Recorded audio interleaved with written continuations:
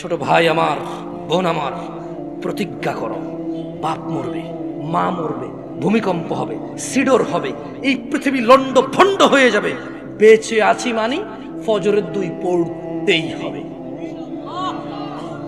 বেঁচে আছি মানে জোহর, আসর, মাগরিব, ইশা পড়তেই হবে।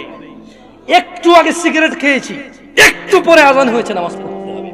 একটু আগে পর্নোগ্রাফি, উলঙ্গ সিনেমা দেখেছি, একটু পরে আজান হয়েছে, নামাজ পড়তেই হবে। ঘুমের মধ্যে কাপড় চোপড় নষ্ট হয়েছে, মা জানে, বাপ জানে, ভাবি জানে, বোন জানে, সবাই জানে। এখন গোসল করলে সবাই বুঝবে কেন গোসল করছো। সবাই বুঝলে বুঝুক, না বুঝলে নাই। আরে বুঝলেই কি না বুঝলেই কি, আমার কাপড় নষ্ট হয়েছে, গোসল আমার ফরজ হয়েছে, আমি গোসল করবো, নামাজ পড়বো।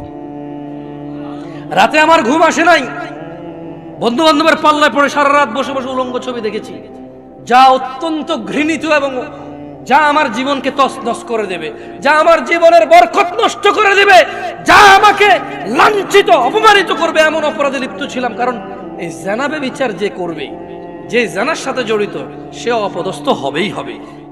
আখিরাতে তো তার আছেই।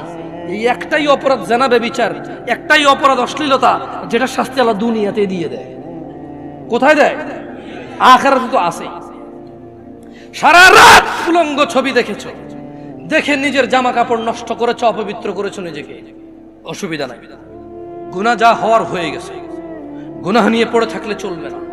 গুনাহ যা হওয়ার হয়ে গেছে, গুনাহ নিয়ে পড়ে থাকলে চলবে না। যাও গোসল করো, ফজরে আযান হয়েছে, সালাতে যাও, 2 রাকাত সুন্নাত পড়ে আল্লাহর কাছে ক্ষমা চাও, 2 রাকাত ফরজ পড়ে আল্লাহর কাছে ক্ষমা চাও। আর দেখবা না, প্রতিজ্ঞা করো। আবার দেখে ফেলেছো, অসুবিধা নাই, জোহর আযান হয়েছে, যাও মসজিদে, যাও গোসল করে 2 রাকাত নামাজ পড়ো, আল্লাহর কাছে ক্ষমা চাও, প্রতিজ্ঞা করো। আর দেখবা না। আবার দেখে ফেলেছো, অসুবিধা নাই, পরের ওয়াক্ত আযান হয়েছে, যাও মসজিদে যাও।